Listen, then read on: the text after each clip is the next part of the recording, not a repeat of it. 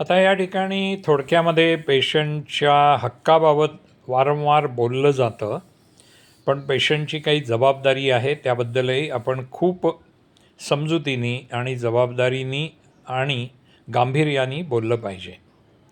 पहिली गोष्ट अशी की पेशंटनी हे लक्षात घ्यावं की डॉक्टर हा आपल्या भल्यासाठी ही गोष्ट, हे ऑपरेशन, ही ट्रीटमेंट देत आहे. आपल्याला अपेक्षित बदल झाला नाही म्हणजे तो डॉक्टरचा दोष आहे असं समजणं हे गैर आहे.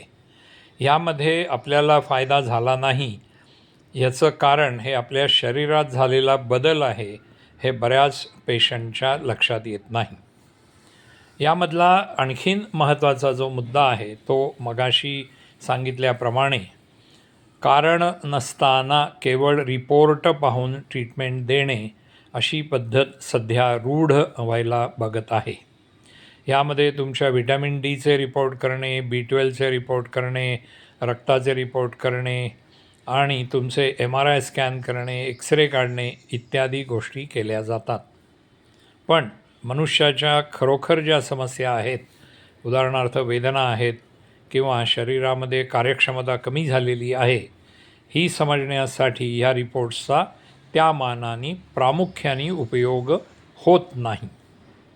समोर बसलेल्या पेशंटची समस्या समजण्यासाठी डॉक्टरांकडे पुरेसा वेळ, पुरेसं ज्ञान आणि अनुभव असण्याची गरज असते.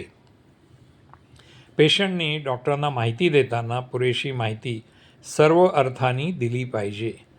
कशामुळे काय झालं आहे, मला त्रास कशामुळे होतो असं सांगून आपला त्रास डॉक्टरांना समजत नाही, तर आपला त्रास काय आहे हे सांगण्याचा पेशंटनी प्रयत्न केला पाहिजे. त्यानंतर पेशंटचं ऑपरेशन झालं किंवा त्याला ट्रीटमेंट दिली, त्यानंतर तुमच्या तक्रारीत बदल झाला आहे का, बदल नाही झाला आहे का, ह्या गोष्टी डॉक्टरांना योग्य शब्दात सांगितल्या पाहिजेत. बऱ्याच वेळेला पेशंट त्रागा करतात, आदळआपट करतात, नाराजी व्यक्त करतात आणि मला बरं वाटत नाही असं वारंवार सांगतात.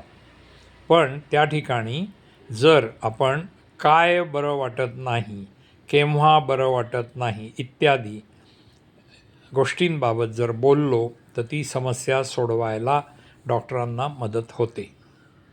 आजकालच्या दिवसात ऑपरेशन्सनंतर काही पथ्य आणि काही हालचाली, व्यायाम, खाणंपिणं ह्याबाबत डॉक्टर सविस्तर माहिती देतात.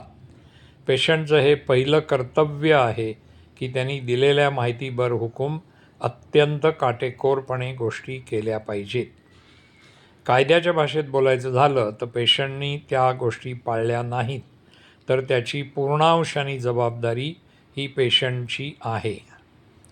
हे पेशंटनी पूर्णपणे लक्षात घेऊन आपल्या वागणुकीवरती काहीतरी संयम आणि काहीतरी मर्यादा ठेवली पाहिजे.